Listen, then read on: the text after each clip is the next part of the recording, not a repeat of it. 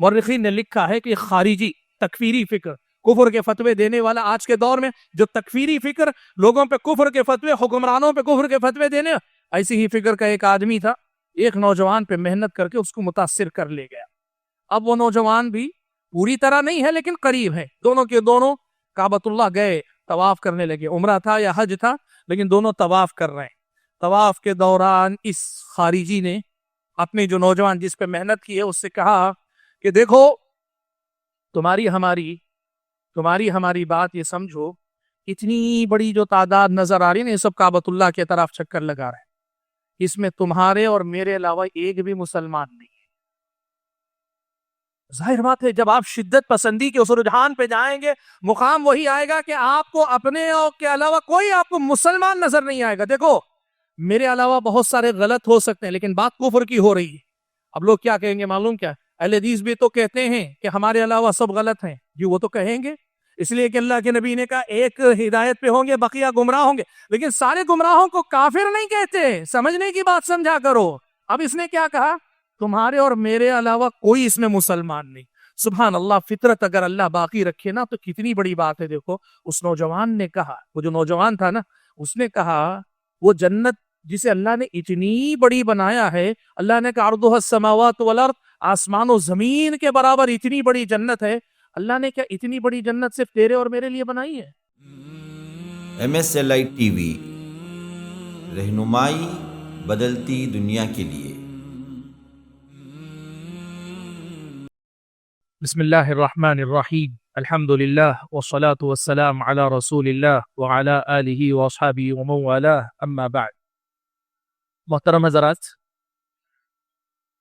نماز مغرب کے بعد جو سلسلہ ہم نے شروع کیا وہ جیسا کہ آپ کے سامنے میں نے کہا کہ اسلام جدیدیت اور شدت پسندی اس عنوان کے تحت ہم نے بات کی اسلام کیا ہے اس حوالے سے سب سے پہلے آپ کے سامنے بات رکھی گئی جدیدیت کیا ہے یہ آپ کے سامنے میں نے واضح کرنے کی کوشش کی اور اب ہم تیسرے حصے کی طرف بڑھیں گے اور سمجھیں گے شدت پسندی کیا ہے شدت پسندی کیا ہے میں نے گفتگو کے دوران یہ بات جب ابن قیم رحمۃ اللہ علیہ کی نقل کی کہ شیطان دین کے کسی بھی حکم سے ہٹانے کے لیے دو طریقے اپناتا ہے یا تو تفرید کی طرف لے جاتا ہے یا افراد کی طرف لے جاتا ہے تفرید یعنی کمی کرنا اور کمی کی ایک شکل ہے جدیدیت کہ دین کے نام پہ دین پہ پوری طرح آنے کے لیے لوگ تیار نہ رہیں جدت پسندی کے نام پہ دین سے جو ہے دوری بنائے رکھے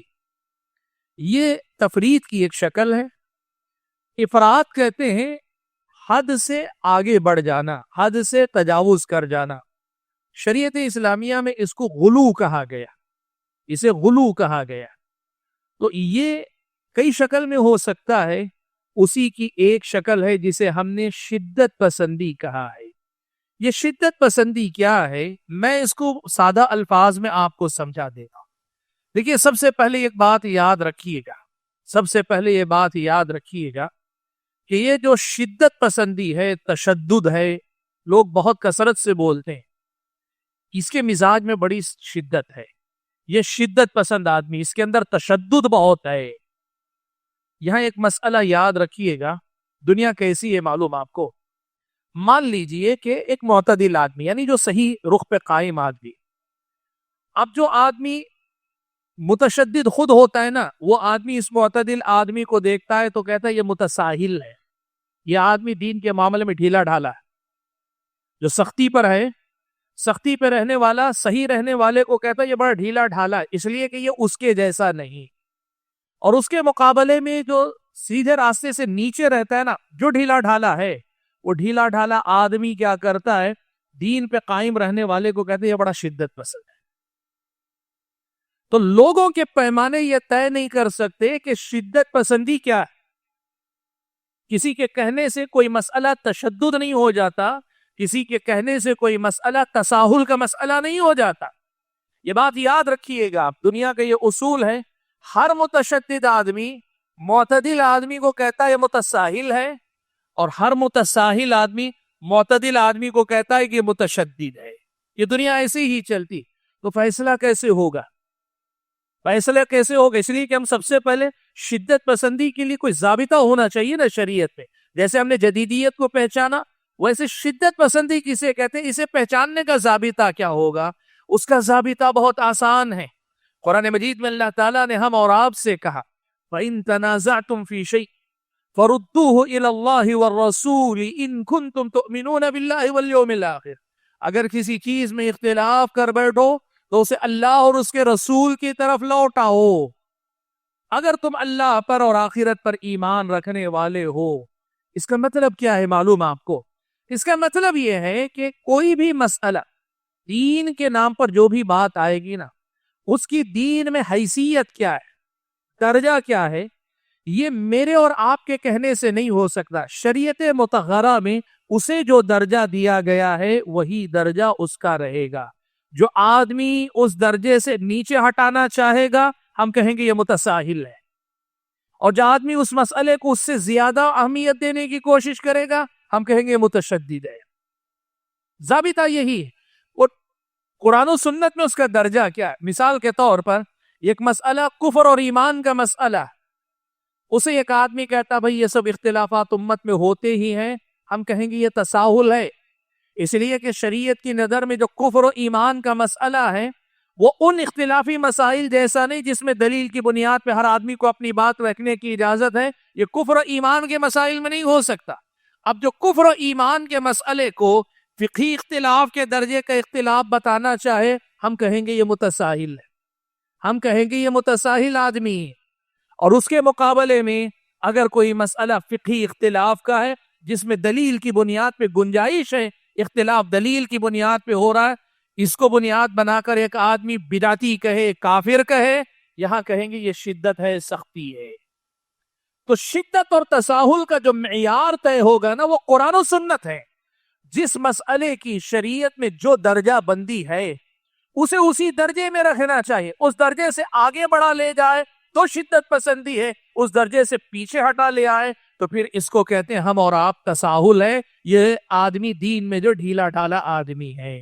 اسی لیے سب سے پہلا مسئلہ جب ہم شدت پسندی کی بات کریں گے نا، جب ہم شدت پسندی کی بات کریں گے، سب سے پہلا مسئلہ یہ کہ دنیا کے کہنے سے کوئی مسئلہ شدت پسندی نہیں ہو جاتا اور دنیا کے کہنے سے کوئی مسئلہ تساہل نہیں ہو جاتا. شریعت مطہرہ نے جس مسئلے کو جہاں رکھا ہے وہ مسئلہ وہیں رہے. یہ اعتدال ہے، یہ وسطیت ہے، یہ دین ہے، یہ اسلام. کوئی آدمی اس سے آگے بڑھا لے جائے تو تشدد، پیچھے ہٹا لے آئے تو تساہل ہے. اب دیکھیے ایک مثال میں آپ کے سامنے دیتا ہوں. ایک مسلمان یا ہم سبھی مسلمان ہم دین پر مضبوطی سے جمے رہنا چاہتے ہیں، یہ شدت پسندی ہے؟ مجھے آپ کا جواب چاہیے، آپ بتائیے. ایک مسلمان یا ہم مسلمان ہیں، وہ دین کی جو شکل جیسی ہے اس پر عمل کرنا چاہتا ہے. مثال کے طور پر وہ شرک سے بچتا ہے، بدعتوں سے بچتا ہے، شرک سے روکتا ہے، بدعتوں سے روکتا ہے.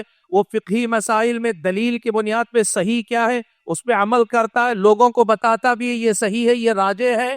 لیکن فقہی مسائل میں یہ بھی کہتا ہے کہ اگر دلیل کی بنیاد پہ کوئی آدمی اپنی طور پہ مطمئن نہیں ہے تو جس پہ اطمینان ہے عمل کرے، تو یہ شدت پسندی ہے؟ نہیں، یہ شدت پسندی نہیں. اب آپ دیکھیے گا جو مسلمان مضبوطی سے اپنے دین پہ چلنا چاہتے ہیں، مغربی حکومتیں ان کو کہتی کہ وہ فنڈامنٹلسٹ ہیں، بنیاد پرست ہیں، ایکسٹریمسٹ ہیں، یہ شدت پسند ہیں. مسلمان اگر دین پہ جمنا چاہے، ثابت قدم رہنا چاہے، مغربی حکومتیں کہتی ہیں یہ ایکسٹریمسٹ ہے، یہ فنڈامنٹلسٹ ہے، یہ بنیاد پرست ہے.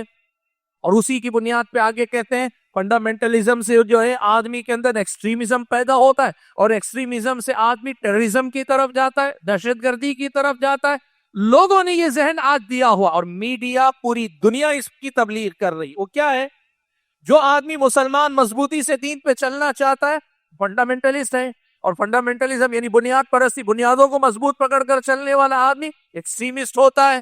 اور ایکسٹریمزم سے کیا ہوتا ہے؟ پھر آدمی ٹیررزم کی طرف جاتا ہے، اور ٹیررزم سے آدمی پھر دنیا کے اندر تباہی و بربادی لاتا ہے. نہیں، ہم اس کے لیے سب سے بڑا چیلنج دنیا کے سامنے یہ دینا چاہتے ہیں، نبی علیہ الصلوۃ والسلام سے زیادہ بنیادوں کو مضبوط پکڑ کر چلنے والا کوئی تھا؟ کوئی تھا؟ لیکن قرآن نے چیلنج کے ساتھ کہا وما ارسلناک الا رحمتا للعالمین، ہم نے تو آپ کو تمام جہانوں کے لیے رحمت بنا کر بھیجا ہے۔ اللہ کے نبی صلی اللہ علیہ وسلم اسلام کی بنیادوں پہ مضبوطی سے قائم تھے، لیکن اللہ کے نبی صلی اللہ علیہ وسلم تمام جہانوں کے لیے رحمت تھے۔ دین پر یہ بات یاد رکھیے گا، کوئی آدمی اگر دین پر صحیح انداز سے دین پر ثابت قدم رہے، صحیح طریقے پر اور دین کی صحیح شکل پر کوئی مضبوطی سے جمع رہے، وہ آدمی کبھی انتہا پسند نہیں ہوتا، کبھی وہ متشدد نہیں ہوتا، کبھی وہ آدمی ایکسٹریمسٹ نہیں ہوتا، کبھی وہ آدمی ٹیررزم یا ٹیررزم کی طرف، ارہابیت کی طرف یا دہشت گردی کی طرف نہیں جاتا۔ دین کی اصل شکل میں کوئی رہتا ہے تو پھر تمام جہانوں کے لیے رحمت بنتا ہے۔ یہ بات سب سے پہلے پیارے نبی صلی اللہ علیہ وسلم جو اس دین کے سب سے پہلے علم بردار اور اس دین پہ کما حقہ عمل کر کے دکھانے والی سب سے پہلی اور سب سے باکمال ہستی ہے، اللہ کے نبی صلی اللہ علیہ وسلم دین پر مضبوطی سے جمے رہ کر تمام دنیا کے لیے رحمت تھے۔ تو یہ خود دلیل ہے کہ دین پر چلنے سے کوئی فنڈامنٹلسٹ نہیں ہوتا اس معنی میں کہ وہ ٹیررزم کی طرف جا رہا ہے، وہ فنڈامنٹلسٹ اس معنی میں نہیں ہوتا کہ وہ ایکسٹریمسٹ ہو رہا ہے، وہ ایکسٹریمسٹ اس معنی میں نہیں ہوتا کہ وہ آدمی دین کے مسئلے میں غلو کا شکار ہو رہا ہے، ایسا نہیں ہوتا ہے۔ یہ بنیادی مسئلہ آپ یاد رکھیں، اسی لیے یہ دونوں باتیں یاد رکھیں۔ تشدد تساہل کا معیار دین ہوگا، کسی کے کہنے سے کوئی چیز ایکسٹریمزم نہیں بن جاتی اور کسی کے کہنے سے کوئی چیز تساہل نہیں ہو جاتی۔ اسلامی شریعت قال اللہ قال الرسول، صحابہ تابعین تبع تابعین نے دین کو جیسے سمجھا ویسے سمجھنا یہ عین دین ہے، یہ ساری دنیا کے لیے رحمت ہے اور ہمیشہ رحمت رہے گی۔ اور آپ اسی لیے دیکھیے نبی علیہ الصلوۃ والسلام نے انہی بنیادوں پہ قائم رہ کر جہاد کیا دنیا کے اندر، اللہ کے نبی نے کیا، اللہ کے نبی صلی اللہ علیہ وسلم نے حکومت کی، اللہ کے نبی صلی اللہ علیہ وسلم نے مظلوم کی حیثیت سے بھی دنیا کے اندر زندگی گزاری، اللہ کے نبی صلی اللہ علیہ وسلم نے آخری مرحلے میں ایک حکمران کے طور پر بھی اللہ کے نبی نے زندگی گزاری۔ لیکن کسی بھی مرحلے میں اللہ کے نبی یا صحابہ کی جماعت دنیا کے لیے دہشت گردی کی علامت بنے ہو، یہ دور دور تک کوئی نہیں دیکھ سکتا، وقت اجازت نہیں دیتا، ورنہ آپ یہ جا کر دیکھیے لگ بھگ ایک اندازہ ہے الگ الگ روایتوں کی روش 80 سے زیادہ چھوٹے بڑے مارکے اور سرایا اللہ کے نبی نے بھیجے، جنگیں لڑی، اور سب میں ملا کر ایوریج کتنا لگتا ہے معلوم؟ ایک جنگ میں مشکل سے 1.5 آدمی مارا گیا ہے، 1200 کے لگ بھگ کچھ آدمی ہیں جو پورے اس میں مارے گئے ہیں 80 سے زیادہ جنگوں کے اندر۔ تو آپ دیکھ لیں 80 سے زیادہ چھوٹی بڑی لڑائیاں جنگیں ہو کر بھی 1000 سے کم لوگ اگر مارے جائیں، اس سے زیادہ دلیل کیا دی جائے کہ اسلام ٹیررزم نہیں ہے؟ اس سے بڑا ثبوت کیا دیا جائے؟ اسرائیل نے 1.5 سال کے اندر 46,000 لوگوں کو مار دیا، وہ جو حساب میں جو نہیں اس کا کوئی حساب نہیں دیتا، اور کیا کچھ ہوا آپ دیکھ لیں، لیکن پھر بھی کوئی وہاں دہشت گردی کی بات نہیں کرتا۔ تو بات یاد رکھیے گا آپ کہ اسلام جسے کہتے ہیں، اسلام اپنی اصل شکل میں ساری دنیا کے لیے رحمت ہے، اور اسلام کا ہر حکم اس میں ابتدا میں اگر آپ کو تکلیف بھی نظر آئے، جیسے قصاص میں قتل کیا جانا، لوگوں کو برا لگتا نہیں، ایسے کیسے آدمی کی جان لے لی جائے؟ قصاص میں قتل کرنا، ایک آدمی کی جان لینا بہت بڑی سزا ہے۔ قرآن میں اللہ نے کہا وَلَكُمْ فِي الْقِصَاصِ حَيَاةٌ يَا أُولِي الْأَلْبَابِ، عقل مندو قصاص میں موت دکھ رہی ہے تمہیں، موت نہیں، اصل میں اس میں زندگی ہے۔ جب سزا اتنی سخت ہوگی تو کوئی قتل کرے گا نہیں۔ بظاہر ایک آدمی کی جان قصاص میں لی جا رہی ہے، لیکن اس سخت سزا کے ذریعے بہت سارے لوگوں کو اقدام قتل ہی سے روک دیا جا رہا ہے، بے شمار جانیں بچائی جا رہی ہیں۔ اس تناظر میں اگر اسلامی شریعت کی وضاحت کی جائے تو اسلامی شریعت اپنی اصل شکل میں نہ تو ٹیررزم ہے، نہ تو ایکسٹریمزم ہے، نہ تو دنیا کے لیے کوئی مصیبت کی بات ہے، یہ عین رحمت ہے۔ رب العالمین کا دین ہے تو ساری دنیا کو آباد کرنے کا ہی کام کرے گا۔ رحمت للعالمین کی شریعت لائی ہوئی ہے تو پھر رحمت ہی رحمت دنیا کے اندر عام کرے گی۔ اور اگر اس میں کہیں سختی یا آپ کو تکلیف کی بات نظر آتی ہے، آپ اس کی ابتدا کو نہ دیکھیں، اس کے انجام اور انتہا کو دیکھیں۔ قصاص کی طرح ابتدا میں قتل نظر آ سکتا ہے، لیکن انجام میں آپ کو اس کو حیات ہی حیات نظر آئے گی۔ یہ ہے اسلامی شریعت کے سلسلے میں بنیادی بات۔ اب سوال یہ ہے تو کیا اس کا مطلب یہ ہے کہ شدت پسندی کے نام پہ کوئی چیز ہے نہیں، ایکسٹریمزم کے نام پہ کوئی چیز ہے ہی نہیں؟ ہے، یہ لوگوں کے اندر پائی جاتی ہے، اسلام میں نہیں۔ اسلام اپنی جگہ پہ دین رحمت ہے، لیکن اس دین کے سمجھنے میں غلطی کر کے یا اس دین کی تفسیر اور تعبیر نہیں لانے کے نام پر کچھ لوگوں نے دین کی ایسی تفسیر پرانے زمانے میں اور آج کے دور میں بھی کی ہوئی ہے، جس کے نتیجے میں ایکسٹریمزم مسلمانوں کے اندر بھی آتا ہے۔ اور بات کہوں، آج ہم بات اسلام کی کر رہے ہیں، اس لیے مسلمانوں کے اندر آنے والے ایکسٹریمزم کی ہم بات کریں گے، ورنہ دنیا میں دوسرے کوئی دودھ کے دھلے نہیں، وہاں تو لوگ اس سے کہیں زیادہ خون خرابہ کر رہے ہیں، اور حکومتوں کی سرپرستی میں بھی کر رہے ہیں، تنظیموں کی شکل میں بھی کر رہے ہیں، انفرادی سطح پر بھی کر رہے ہیں، مذہبی ذمہ داروں، مذہبی رہنماؤں کی سرپرستی میں بھی کر رہے ہیں، سب کر رہے ہیں۔ ہم موازنہ کرنے کے لیے نہیں بیٹھے، ہم مسئلے کو سمجھنا چاہتے ہیں۔ شدت پسندی کیا؟ کہ مسلمانوں کے اندر شدت پسندی آئی یا آئی تھی؟ جی ہاں، یہ تاریخ اسلام میں بہت پہلے آئی، اور نئے دور کے اندر بھی اس کی شکلیں ہمیں اور آپ کو ملتی ہیں۔ وہ کیا تھی؟ پرانے زمانے میں جو شدت پسندی آئی وہ خوارج کے اندر سب سے پہلے آئی۔ خوارج کا مسئلہ کیا تھا؟ میں لمبی گفتگو نہیں کر سکتا، مختصر کر کے آپ کو بات کو سمیٹ لیتا ہوں۔ خوارج نے بنیادی طور پر دو غلطیاں کی، یعنی ان کی ایکسٹریمزم کو سمجھنا ہو تو دو لیول آپ سمجھ لیجئے۔ جو چیز گناہ نہیں ہے اسے گناہ قرار دینا، اور جو چیز گناہ تو ہو سکتی ہے لیکن کفر و ایمان کا مسئلہ نہیں، اس کی بنیاد پر اسے کفر کا مسئلہ بنا دے گا۔ جو چیز گناہ نہیں ہے اسے گناہ قرار دینا، شریعت نے اسے گناہ نہیں قرار دیا لیکن یہ اسے گناہ قرار دیتے، جیسے حضرت علی اور حضرت معاویہ رضی اللہ تعالیٰ عنہما نے جنگ صفین میں جب اس پر خاتمہ کیا، جنگ کو روک لیا کہ بھئی دونوں طرف سے ایک ایک آدمی کو فیصلہ کرنے والا بنا دیں گے، حکم بنا دیں گے، اب وہ جو فیصلہ کریں گے ہم اسے قبول کر لیں گے۔ شریعت مطہرہ کی نظر میں یہ جائز عمل ہے، یہ جائز عمل ہے، اس میں کوئی قباحت نہیں تھی۔ حضرت عبداللہ ابن عباس رضی اللہ تعالیٰ عنہما نے اس تحکیم کو، انسانوں کو حاکم اور فیصل بنانے کے اس معاملے کو جائز قرار دیا، اور اس کے لیے قرآن کی آیت سے دلیل دی۔ کہا قرآن میں اللہ تعالیٰ نے کہا ہے فَبَعَثُوا حَكَمًا مِّنْ أَهْلِهِ وَحَكَمًا مِّنْ أَهْلِهَا، میاں بیوی میں اختلاف ہو جائے تو پھر لڑکی کے گھر والوں کی طرف سے ایک فیصلہ کرنے والا، لڑکے کے گھر والوں کی طرف سے ایک فیصلہ کرنے والا بھیجو، دونوں کو اگر مل بیٹھ کر بات کرنے کا موقع ملے، یرید اصلاحا یوفق اللہ بینہما، اگر یہ دونوں اصلاح کرنا چاہیں اللہ تعالیٰ جو ہے جمع کرنے کی صورتیں پیدا کر دے گا۔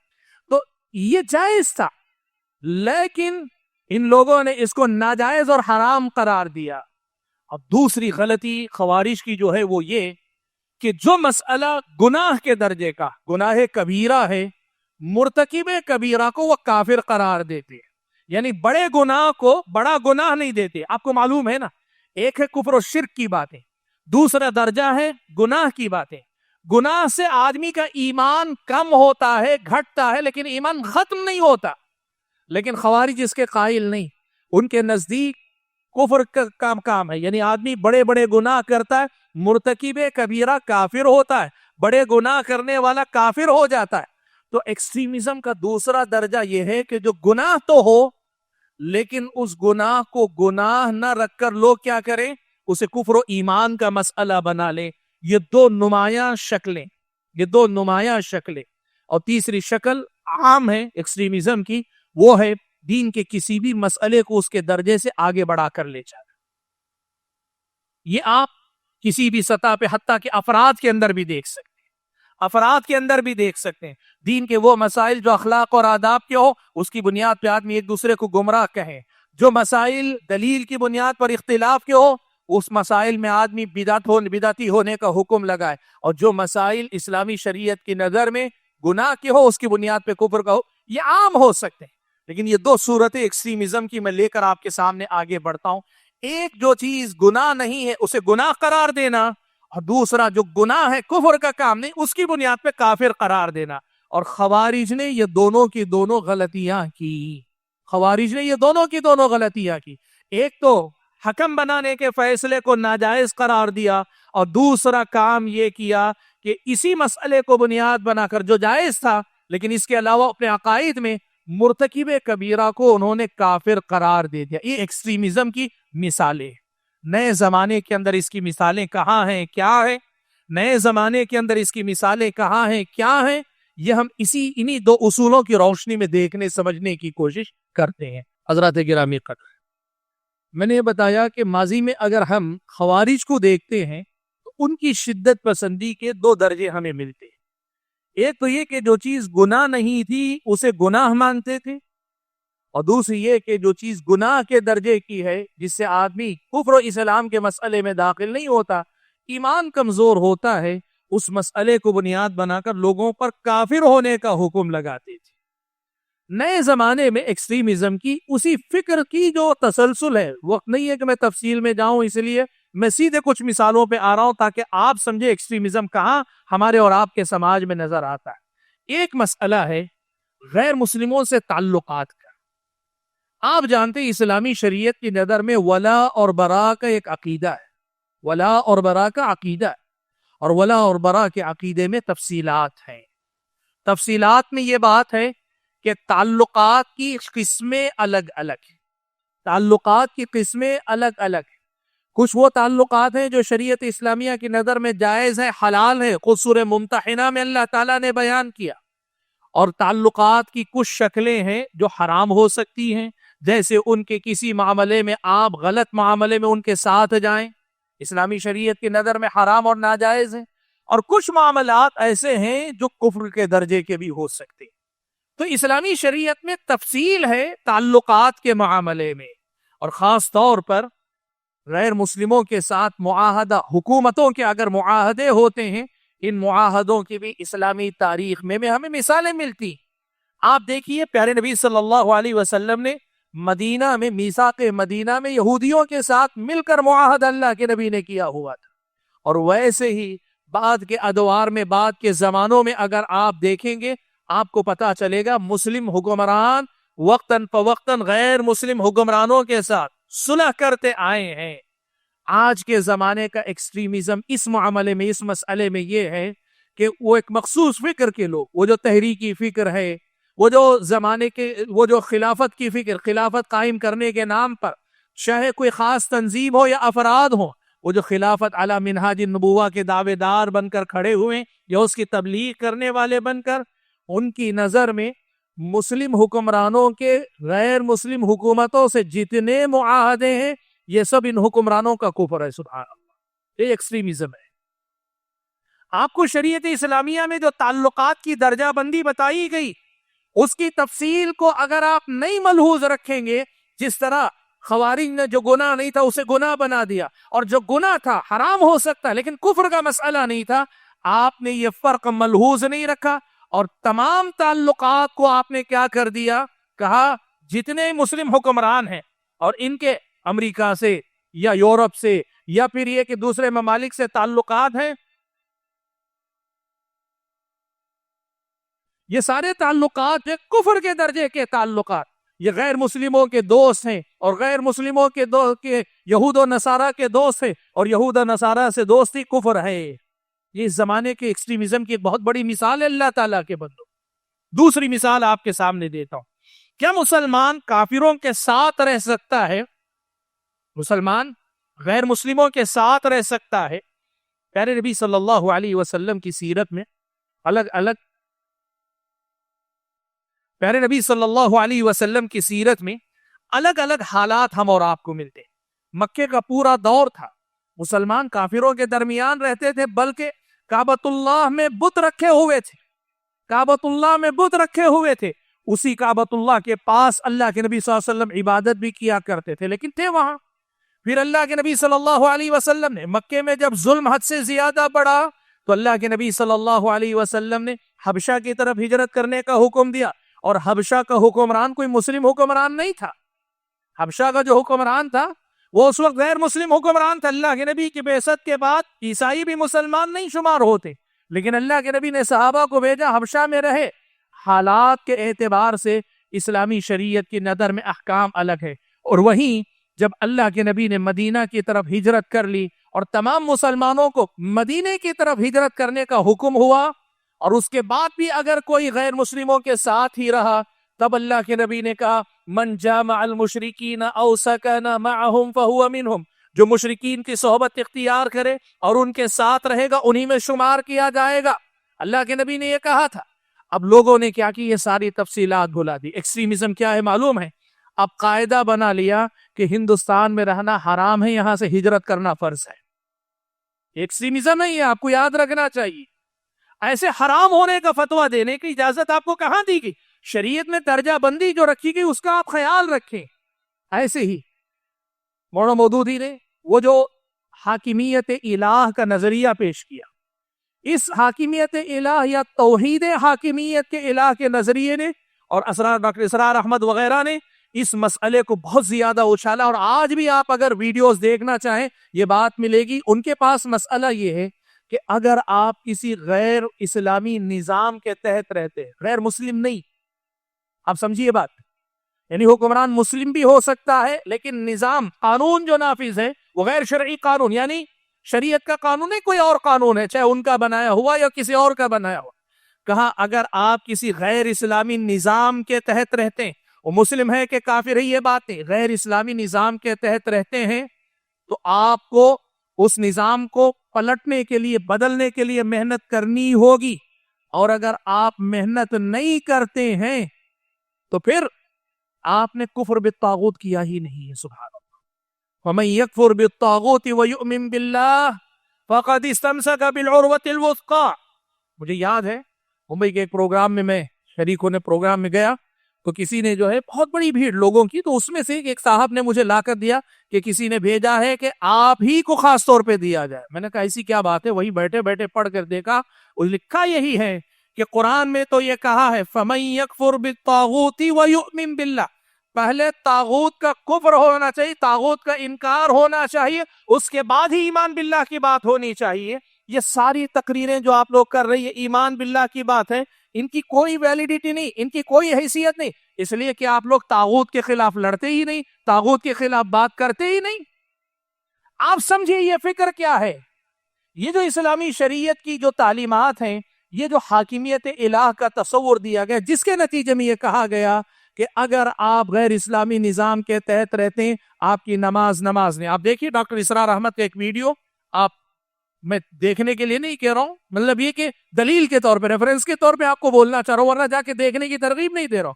یوٹیوب پر اچھا دیکھتے ہیں تو دیکھیے، سمجھ میں آئے گی۔ دیکھیے ان کا ایک ویڈیو نماز منہ پہ مار دی جائے گی، یہی عنوان کے ساتھ یوٹیوب پر موجود ہے۔ آپ پڑھ کر، آپ سن کر دیکھیں، اور سن کر مت دیکھیں مطلب دلیل کے طور پہ، اور یہ اگر آپ نے پہلے سے سنا ہے تو آپ کو معلوم ہوگا صاف طور پہ یہ بات انہوں نے کہی ہے کہ اگر آپ پہلا فرض وہ اقامت دین کا ہے، اگر وہ قائم نہیں کرتے آپ کی نماز نہیں ہے، بلکہ یہاں تک کہا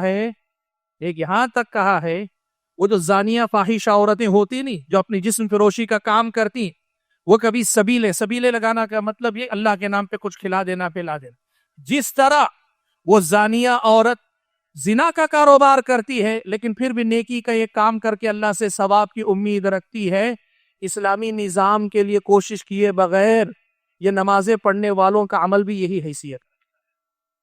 یہ ڈاکٹر اسرار نے کہا، اب یوٹیوب پہ موجود ہے۔ یہ ان نظریات کا اثر ہے جو ہمارے اور آپ کے سامنے پائے جاتے ہیں۔ ایکسٹریمزم کی یہ مثالیں ہیں، وہ جو نظریہ حاکمیت، وہ توحید حاکمیت کا جو نظریہ لوگوں نے لایا نا، اس کی بنیاد پہ یہ کہ حرام ہے آپ کے لیے، آپ یہاں رہتے ہیں تو یا تو سسٹم کو بدلیے یا اگر نہیں۔ اسلامی شریعت کا حکم کیا؟ اسلامی شریعت کا حکم تفصیل کا ہے۔ اسلامی شریعت کا حکم تفصیل کا۔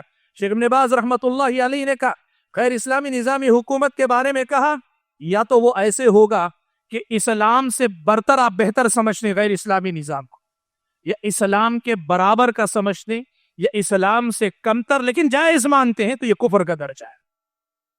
غیر اسلامی نظام کو اگر آپ بہتر یا برابر یا کمتر لیکن اسے جائز مانتے ہیں، یہ کفر کا درجہ۔ لیکن اگر آپ مانتے ہیں کہ ایک مسلمان کی حیثیت سے میرے اپنے اختیار میں ہوگا، میں اسلام کے علاوہ کسی اور کو دین نہیں مانوں گا، وَمَن يَبْتَغِ غَيْرَ الْإِسْلَامِ دِينًا فَلَن يُقْبَلَ مِنْهُ، یہ مانتے، لیکن پھر بھی آپ یا تو اپنی کچھ دنیاوی مطالب کی وجہ سے غیر اسلامی نظام کو اپنا رہے ہیں، یہ گناہ کا کام کر رہے ہیں. جیسے ہم سب کرتے ہیں نا, سب کو اسلام معلوم ہے کہ نہیں آپ کو اسلام کی بات؟ آپ کی اپنی زندگی میں پورے اسلام کی پابندی کر رہے ہیں آپ, معلوم رہ کر بھی کہ آپ گناہ نہیں کرتے. کہ اگر غیر اسلامی نظام کو غیر اسلامی مانتا, ناجائز مانتا ہے, لیکن پھر بھی اپنا رہا ہے اپنے دنیا کے مفادات کی خاطر, کہا یہ گنہگار ہے.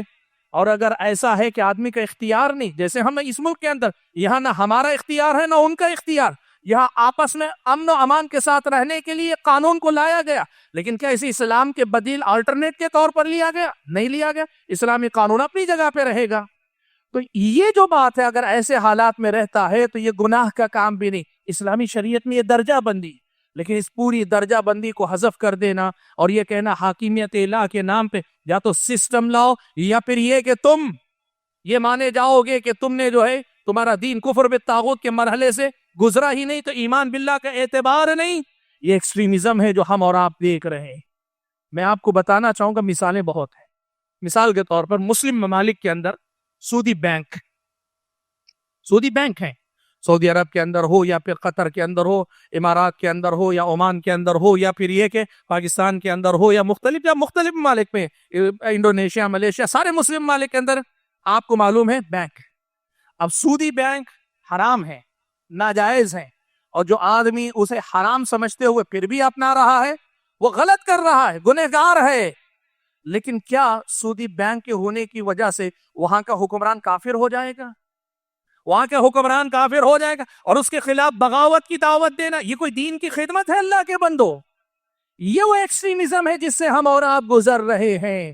اور میں وقت ہو گیا, زیادہ نہیں بول سکتا میں, وقت ہو گیا, لیکن ایک بات آخری کہہ کر بات کو میں سمیٹ لیتا ہوں. ایکسٹریمزم کی ایک مثال اور کیا ہے معلوم ہے؟ آدمی دین کے مسائل میں یہ درجہ بندی بھول جائے, اور جو آدمی گنہگار ہوتا ہے نا, ان گنہگاروں کے بارے میں یہ عقیدہ رکھے کہ یہ سب کافر, وہ بھی کافر, یہ بھی کافر. تو اسلامی شریعت گنہگار کو گنہگار لیکن پھر بھی مسلمان کے درجے میں مانتی. سبحان اللہ. دیکھو ایک مثال دیتا ہوں, آپ کو سمجھ میں آ جائے گی. ایک صحابی حضرت عبداللہ, ان کا لقب تھا حمار. زمانے جاہلیت میں شراب پینے کی عادت تھی, اسلام لے آئے, الحمدللہ مسلمان ہیں, منافق نہیں, مسلمان ہیں, لیکن شراب کی وہ جو لت لگ گئی تھی اس کی وجہ سے شراب پی لیتے ہیں. ایک بار لایا گیا, سزا دی گئی, شراب پینے کی سزا دی گئی, دوبارہ پی لی, پھر چند دن بعد پھر شراب کی سزا, بار بار سزا دی جا رہی ہے. حضرت عمر نے دیکھا, ایک بار ان کو لایا گیا, کہا اخزاہ اللہ ما اکثر ما یؤتی بہ, اللہ تعالیٰ اس بندے کو رسوا کرے, کتنی مرتبہ اسے لا کے سزا دی جاتے پھر بھی توبہ نہیں کرتا. شرابی, یعنی آپ یوں کہیے کہ بار بار شراب پینے کے عادی, اور ہماری نظر میں بہت بڑے گنہگار ہیں اس حیثیت سے کہ شراب پی. لیکن حضرت عمر نے اسی چیز کو دیکھا, لیکن اللہ کے نبی نے کیا کہا کہ اس کی وجہ سے وہ دائرہ اسلام سے باہر ہو گئے, نعوذ باللہ. اللہ کے نبی نے حضرت عمر سے کہا, جب وہ جملہ سنا حضرت عمر کا, تو اللہ کے نبی نے کہا لا تعینوا الشیطان علی اخیکم, تم اس قسم کے جملے کہہ کر اپنے بھائی, مسلمان بھائی کے خلاف شیطان کی مدد مت کرو. سبحان اللہ. یہ اسلام ہے اللہ کے بندو, گنہگار کو گنہگار مانو. اللہ کے نبی سزا بھی دے رہے ہیں لیکن دائرہ اسلام سے باہر نہیں کر رہے ہیں. یہ وہ اعتدال ہے, وسطیت ہے جو اسلام نے سکھایا, اور لوگ اس میں شدت پسندی کا شکار ہیں. اور جب آدمی شدت پسندی کا شکار ہوتا ہے تو کیا کرتا ہے معلوم؟ قصہ سنا کر بات ختم کر لیتا ہوں. مورخین نے لکھا ہے کہ خارجی تکفیری فکر, کفر کے فتوے دینے والا, آج کے دور میں جو تکفیری فکر, لوگوں پہ کفر کے فتوے, حکمرانوں پہ کفر کے فتوے دینے, ایسی ہی فکر کا ایک آدمی تھا. ایک نوجوان پہ محنت کر کے اس کو متاثر کر لے گیا. اب وہ نوجوان بھی پوری طرح نہیں ہے لیکن قریب ہے, دونوں کے دونوں کعبۃ اللہ گئے, طواف کرنے لگے. عمرہ تھا یا حج تھا, لیکن دونوں طواف کر رہے ہیں. طواف کے دوران اس خارجی نے اپنے جو نوجوان جس پہ محنت کی ہے اس سے کہا کہ دیکھو, تمہاری ہماری بات یہ سمجھو, اتنی بڑی جو تعداد نظر آ رہی ہے نا, یہ سب کعبۃ اللہ کی طرف چکر لگا رہے ہیں, اس میں تمہارے اور میرے علاوہ ایک بھی مسلمان نہیں ہے. ظاہر بات ہے جب آپ شدت پسندی کے اس رجحان پہ جائیں گے, مقام وہی آئے گا کہ آپ کو اپنے کے علاوہ کوئی آپ کو مسلمان نظر نہیں آئے گا. دیکھو میرے علاوہ بہت سارے غلط ہو سکتے ہیں لیکن بات کفر کی ہو رہی ہے. اب لوگ کیا کہیں گے معلوم کیا؟ اہل حدیث بھی تو کہتے ہیں کہ ہمارے علاوہ سب غلط ہیں. جی وہ تو کہیں گے, اس لیے کہ اللہ کے نبی نے کہا ایک ہدایت پہ ہوں گے, بقیہ گمراہ ہوں گے. لیکن سارے گمراہوں کو کافر نہیں کہتے, سمجھنے کی بات سمجھا کرو. اب اس نے کیا کہا, تمہارے اور میرے علاوہ کوئی اس میں مسلمان نہیں. سبحان اللہ, فطرت اگر اللہ باقی رکھے نا تو کتنی بڑی بات ہے. دیکھو اس نوجوان نے کہا, وہ جو نوجوان تھا نا, اس نے کہا وہ جنت جسے اللہ نے اتنی بڑی بنایا ہے, اللہ نے کہا عرضها السماوات والارض, آسمان و زمین کے برابر اتنی بڑی جنت ہے. اللہ نے کیا اتنی بڑی جنت صرف تیرے اور میرے لیے بنائی ہے؟ اس سے بڑی بری فکر, غلط فکر کچھ نہیں ہو سکتی. اس کی گمراہی سے توبہ کر کے وہ نوجوان باز ہے. بھائیو, یہ وہ ہے شدت پسندی کہ مسائل کو جو شریعت میں درجہ دیا گیا ہے وہ درجہ نہ دے کر اسے بڑھا کر بیان کرنا, اسے آگے لے جانا, یہ شدت پسندی ہے. میں اپنی گفتگو کو ختم کرتے ہوئے بات یہ بتانا چاہتا ہوں کہ علم سے جڑیے, علماء سے جڑیے. اللہ کے بندو, بڑی اہم بات, علم سے جوڑو اور اپنے آپ کو علماء سے جوڑ کر رکھو. حضرت حسن بصری اور دیگر سلف سے یہ بات مروی ہے, وہ کہا کرتے تھے الفتنۃ اذا اقبلت عرفها العالم. فتنے جب آتے ہیں نا, عالم اسے پہچانتا ہے, غیر عالم نہیں پہچان پاتا. اس لیے کہ یہ 2 اور 2 کا جمع 4 کا حساب نہیں ہوتا. فتنہ اسی لیے ہے کہ اس کا ایک حصہ حق نظر آتا ہے, دوسرا حصہ باطل ہوتا ہے, اور علم پورا نہ ہو, پختہ نہ ہو, وہ جو حصہ حق پر مبنی ہے اسے دیکھ کر لوگ اس کا شکار ہوتے ہیں. عالم اللہ کی توفیق سے اور اللہ کے دیے ہوئے علم کی برکت سے وہ کیا کرتا ہے, فتنوں کو پہچان لیتا. کہا اذا اقبلت عرفها العالم, جب فتنہ آتا ہے عالم اسے پہچان لیتا ہے. واذا ادبرت, جب فتنہ ختم ہو کے جاتا ہے عرفها الجاہل, پھر جاہل کو بھی لگتا ہے یہ تو بہت بڑا فتنہ ہے. اسی لیے اپنے آپ کو علم سے جوڑے رکھیں, علماء سے جوڑے رکھیں, صحیح منہج پر قائم رہتے ہوئے کتاب و سنت کی پیروی سلف صالحین کے منہج کے مطابق کرنے کی کوشش کریں. میں اللہ تعالیٰ سے دعا کرتا ہوں کہ اللہ تعالیٰ مجھے اور آپ سبھی حضرات اور خواتین کو یہ جو باتیں آج ہم نے سنی کہ اسلام ہے, جو دین ہے, اور اس کے مقابلے میں جدیدیت کا ایک طرف فتنہ ہے, شدت پسندی کا فتنہ دوسری طرف ہے, ایک تفریط ہے تو دوسرا افراط ہے, ان دونوں سے بچتے ہوئے اس اعتدال, اس وسطیت پر جو دین برحق اور دین صحیح کی اصل پہچان ہے, اس پر قائم رہتے ہوئے عمل پیرا ہونے کی کوشش کیجیے. اللہ تعالیٰ مجھے اور آپ سبھی حضرات اور خواتین کو ان باتوں کو سمجھ کر اپنی زندگی میں اپنانے کی توفیق عطا فرمائے. آمین. وآخر دعوانا ان الحمد للہ رب العالمین.